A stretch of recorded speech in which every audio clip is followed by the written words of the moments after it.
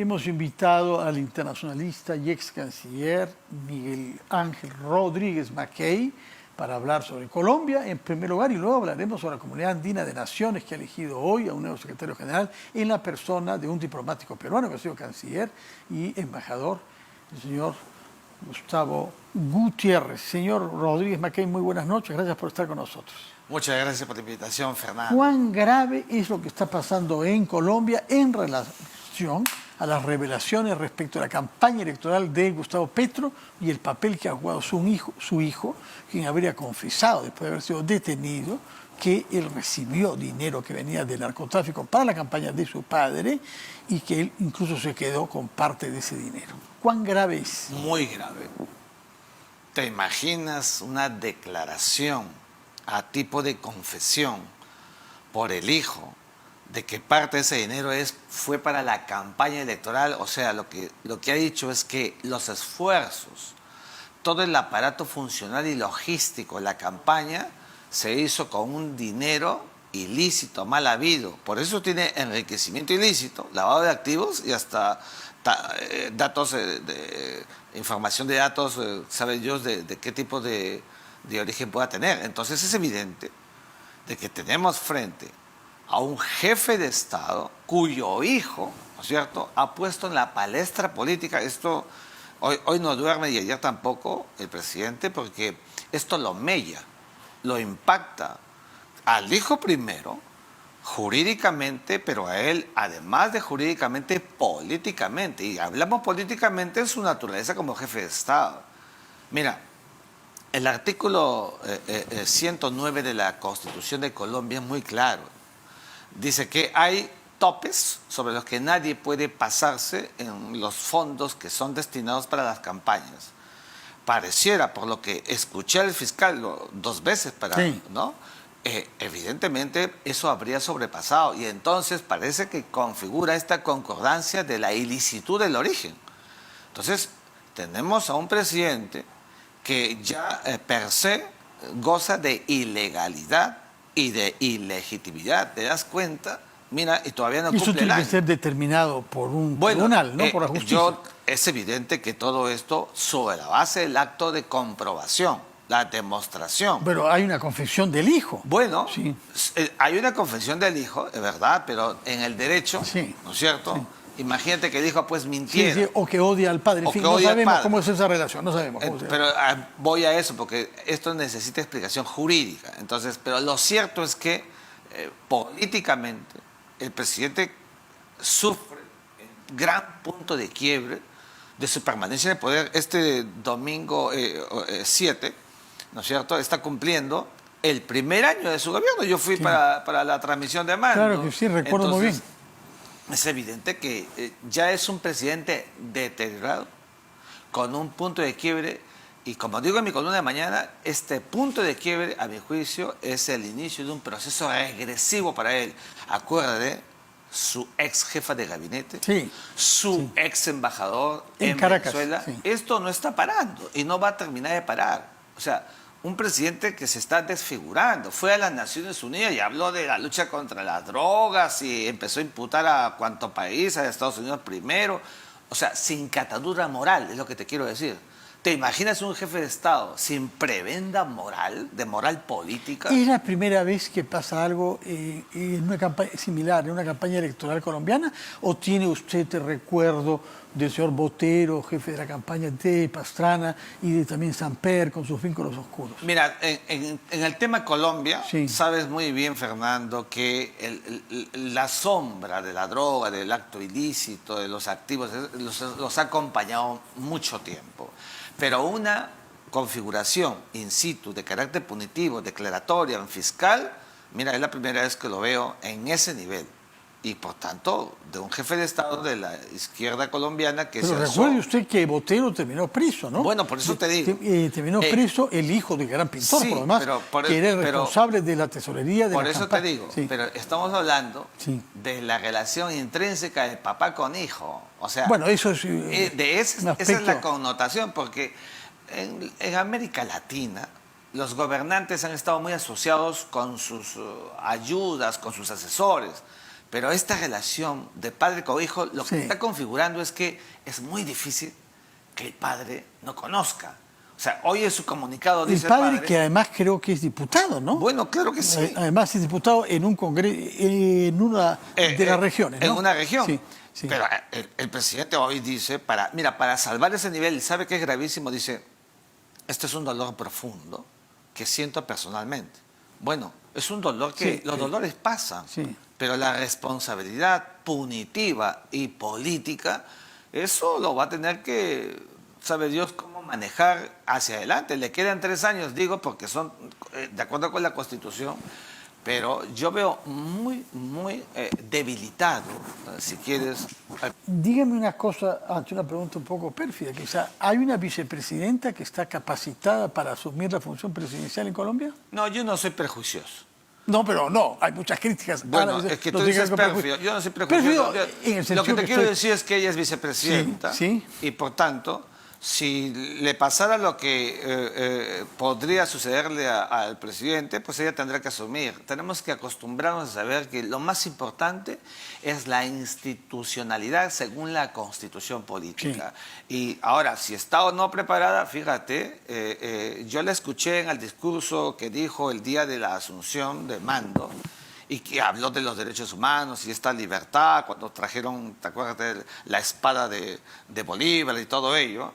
No conozco más de ella, una abogada que Muy se ha hecho de a pocos, incuestionada, ¿no? ¿no es cierto? Cuestionada. Bueno, En Colombia. pero digamos, el tamaño de la jefatura de Estado es evidente que necesita otra dimensión, y para una Colombia que quiere mirar al mundo también. Pero es la jefa de Estado, es lo que tienen. No se puede articular otro... Todavía no es la jefa, Bueno, estaba, no vayamos en el tan rápido. escenario Sí. de que se produzca, yo trabajo la hipótesis que tú me planteas. En ese escenario Ahora, es la presidenta que ¿cuánto juega en este caso la inmunidad de la que goza el jefe de Estado de acuerdo a la Constitución colombiana? Bueno, juega mucho, porque justamente, y esa es una prebenda que está en la traditio de lo que significa la figura presidencial en la doctrina de la ciencia política y del derecho constitucional.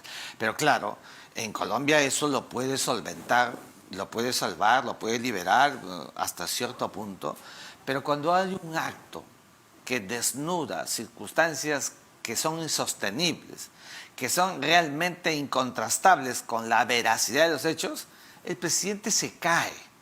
El presidente desarticula porque pierde lo más importante, no solamente legalidad, que ya está en la Constitución o en la ley, no, pierde legitimidad, es decir, no tiene piso político.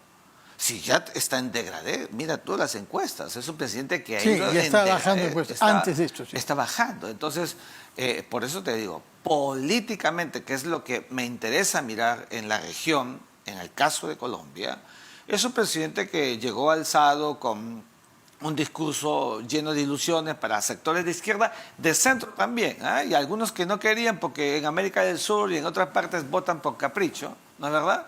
Y entonces, claro, y hoy, mira, está desnudándose, se está agotando y está produciendo que haya un hartazgo cada vez mayor en la sociedad colombiana. Yo hablo con colombianos a cada rato, aquí y allá, y me comentan que ya el discurso de Petro se ha acabado. Con vender la piel del oso antes de haberlo cazado. Bueno, hay que esperar. Vemos presidentes que ante las adversidades judiciales se crecen y logran sacar provecho, porque si hay una campaña política sobre el tema judicial, vamos bueno, mal. Fíjate, es el caso de Trump, para ir más lejos, ¿no? Bueno, fíjate, a ver, caso Trump.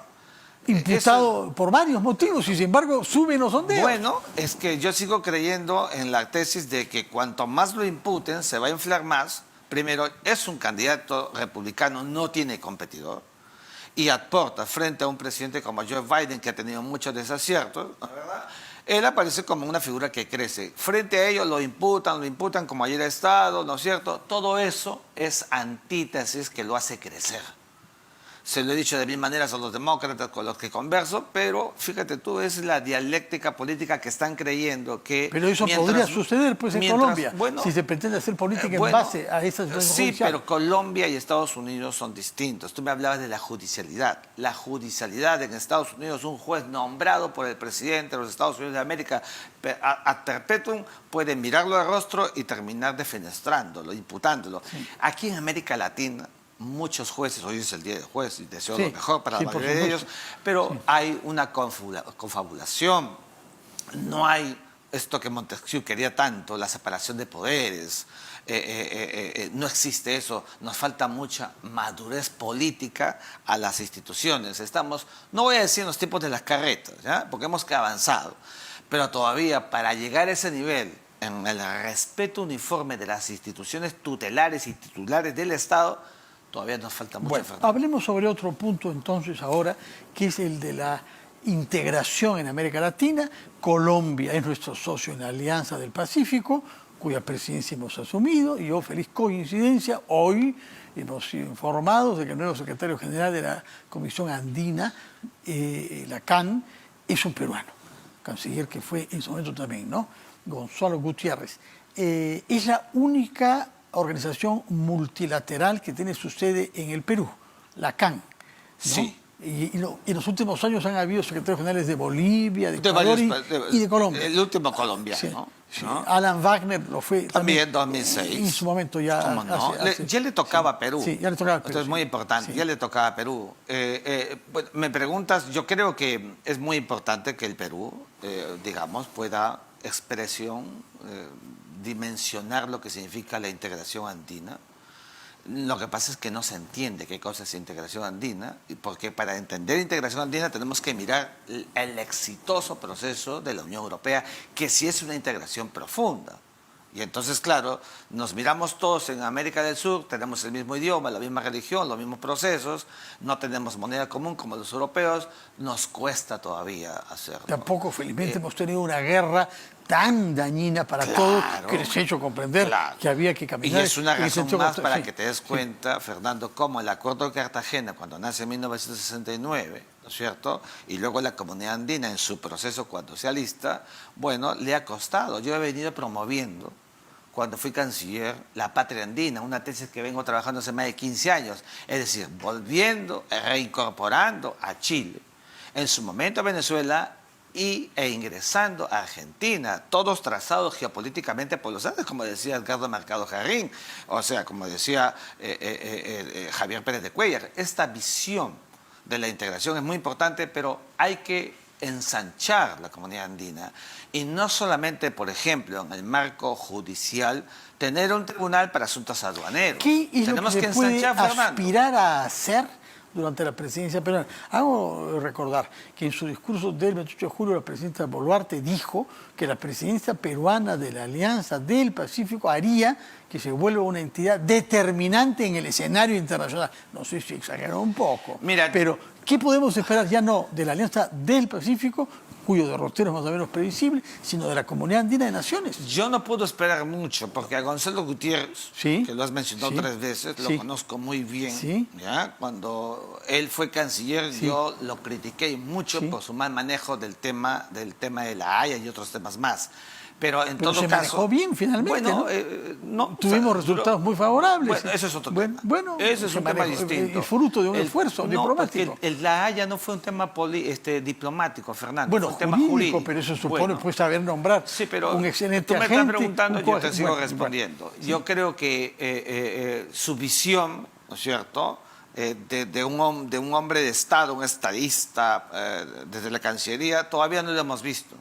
Vamos a mirar cómo trabaja el tema de la comunidad andina. Pero ¿qué objetivos quisiera usted que se tracen la Ya te lo Comunidad acabo de Andina decir. bajo liderazgo peruano? Te lo acabo de decir. Sí. Primero hay que articular, yo decía que de una vez que haya una cumbre de las instituciones del Sistema Andino de Integración. Son más de 15.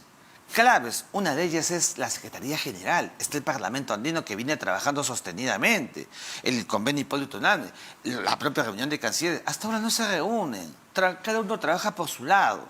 O sea, no se articula una visión de conjunto. Tenemos el estatuto migratorio que todavía no termina de aterrizar como debería ser, sin fronteras. Por eso te decía, comparándonos con la Unión Europea. Les ha tomado mucho tiempo abolir las fronteras, ¿eh? ¿Y Los por controles qué? fronterizos. Y además, y a la Unión, ¿y por qué el mecanismo de la comunidad andina, ¿no es cierto?, de integración, no ha tenido el despegue que sí ha tenido la Alianza del Pacífico?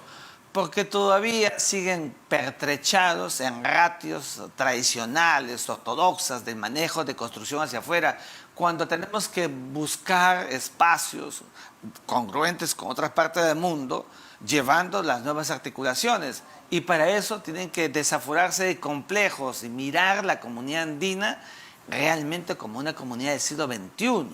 Esa comunidad del siglo XXI, bueno, vamos a empezar a verla, a ver qué va a pasar muy bien, en todo adelante. caso, si nos escucha mañana en Enfoque de los Sábados, podré escuchar al embajador Gonzalo Gutiérrez, que va a venir para explicarnos justamente con qué actitud y con qué visión asumirá la presidencia de la Comisión. Mañana en Enfoque de los Sábados a las 9 de la mañana. Gracias. Muchas gracias, señor Rodríguez.